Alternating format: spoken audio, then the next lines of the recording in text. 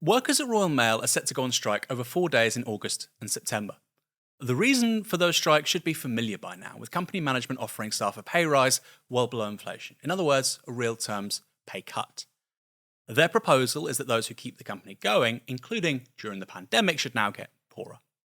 Now, in early August, management imposed a 2% pay rise. Imposed because it wasn't agreed with the Union for Postal Workers, the CWU.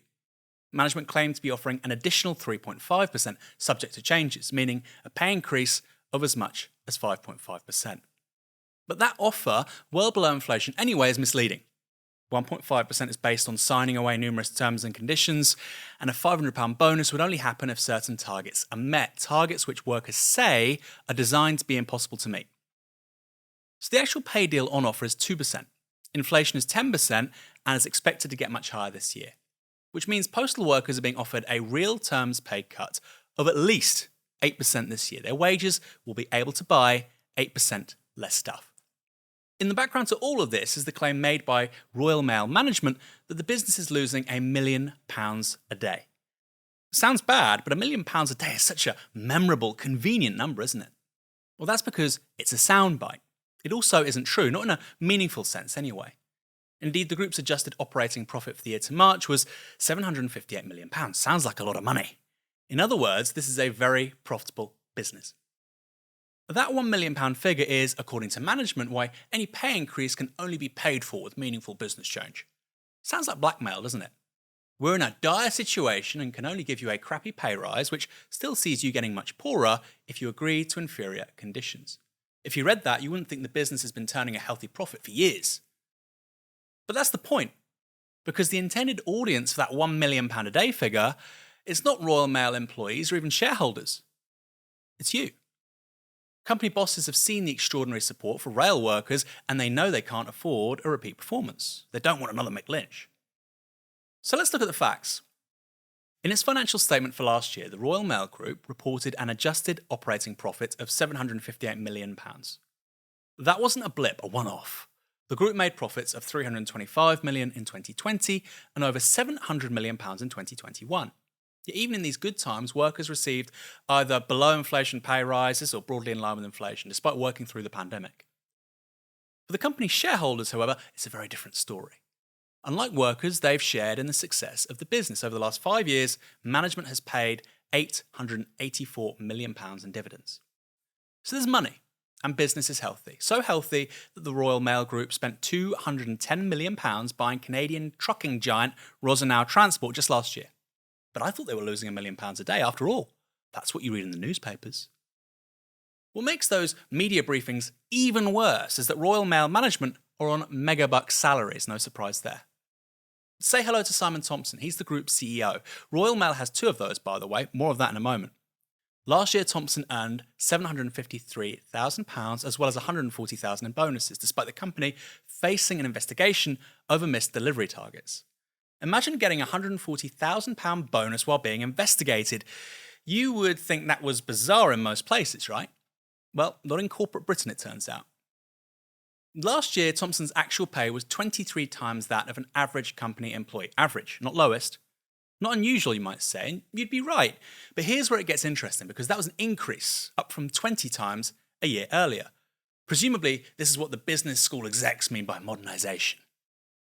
Then there's Mick Jevons, the group's chief financial officer, CFO. Last year, his pay package was £1.3 million. He was paid 41 times more than the average employee. This must be a very modern company. The execs are earning so much. More modernisation. There's also Martin Seidenberg, CEO of GLS, a subsidiary of the group. Last year, he earned £1.6 million, 51 times the average employee. Now, the group has 2 CEOs pulling in huge salaries, but why stop there? Why not 3 or 4? Now, a ratio of 51 to 1 might seem normal, even predictable in corporate Britain. It's dysfunctional, but we're used to it.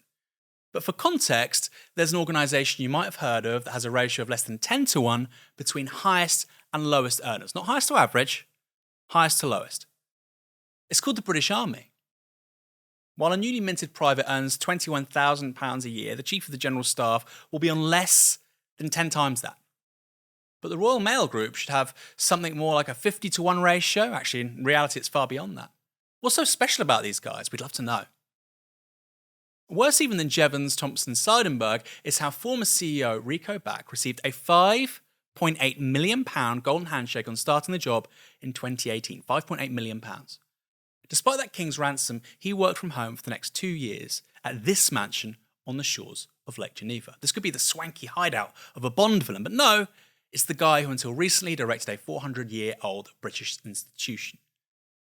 Embarrassingly, management have briefed the press that the decision by the CW to strike is an abdication of responsibility for the long-term job security of its members. Presumably, management taking responsibility would be another bonus or pay rise or golden handshake or home on Lake Geneva. Maybe it's working remotely from Switzerland like Back did during the pandemic, while postal workers who actually delivered our mail put their own health at risk. I'll be honest, what the union is doing with these strikes is the precise opposite of what management is claiming. While fat cats at the top gorge on the wealth created across the business, they want staff, key workers, for those who remember the pandemic, to get poorer. The union won't accept that, nor should they. And while the company's annual report includes a commitment to becoming more productive and green, there's no real mention of protecting living standards. Indeed, it even boasts of how the average postie earns 25% more than the living wage. It boasts about this. They earn 25% more than the bare minimum required to live. Fantastic!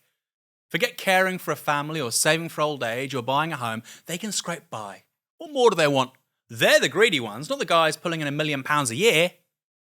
But perhaps this is all to protect the consumer. There's a cost of living crisis after all. Perhaps Royal Mail is freezing the price of stamps. How thoughtful. Of course they aren't.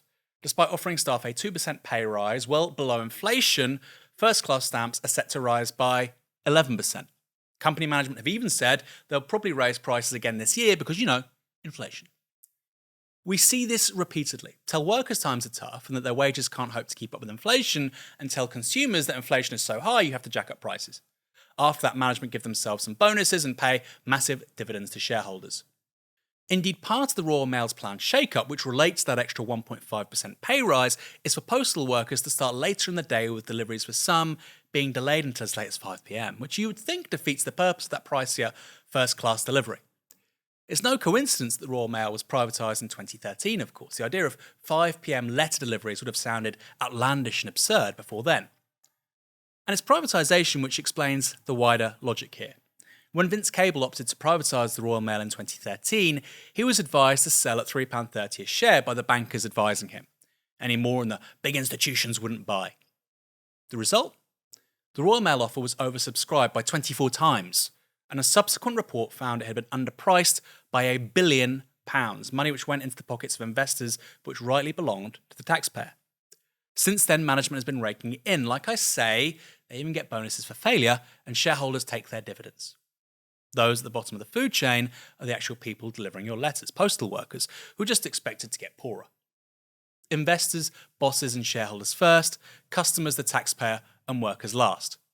See how it works? So I'll be supporting Royal Mail workers as they go on strike over the next few weeks, and you should too. This is an organisation with 400 years of history and in public ownership until less than a decade ago.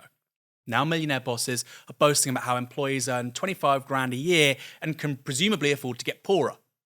Well, they can't. And if that's what modernisation means, then they don't want it. Nor, I would wager, does much of the British public.